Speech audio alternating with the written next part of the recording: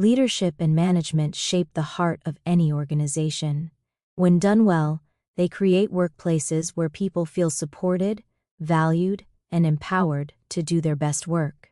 Good leadership isn't just about making policies. It's about making people feel seen, heard, and safe. There are plenty of leadership playbooks out there. But putting ideas into practice? That's where it gets tricky. Employees might hold back from voicing concerns. It's tough to balance safety and productivity. And let's face it, change can be hard. Sometimes upper management's ideas don't align with what workers actually need day to day.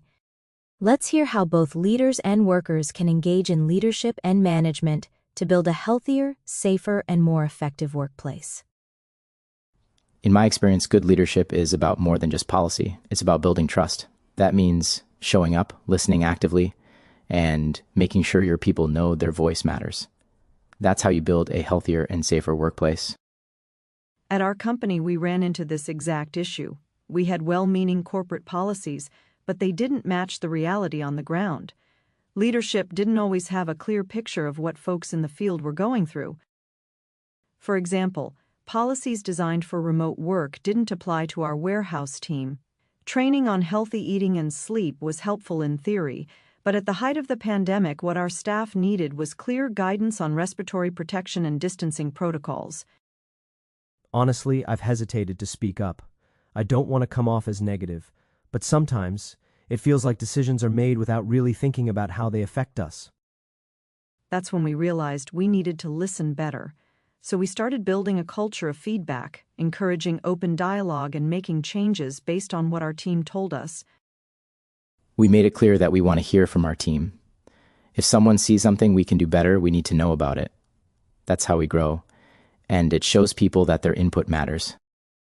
Our open door policy isn't just a saying, it's how we work. Sure, we have safety officers and HR, but anyone can walk in and talk to us. It depends on who they're comfortable with. The important part is they can talk to us. When leaders take the time to genuinely connect with their teams, it makes a difference. Whether it's through one-on-one check-ins, promoting helpful resources, or simply being visible and available, these small efforts show that leadership cares.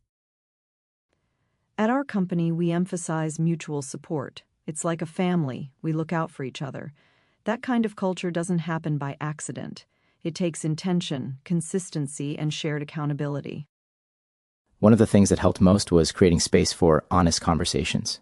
We held one-on-one meetings where employees could share concerns or ideas. We even ran safety culture workshops to openly talk about mental health, something we knew was weighing heavily on our teams. And when things got busy, our leaders rolled up their sleeves, literally. Whether it was helping out at the ticket counter or pitching in during a crunch, that support went a long way. It built trust and reminded everyone, we're in this together. If you're wondering where to start with communication.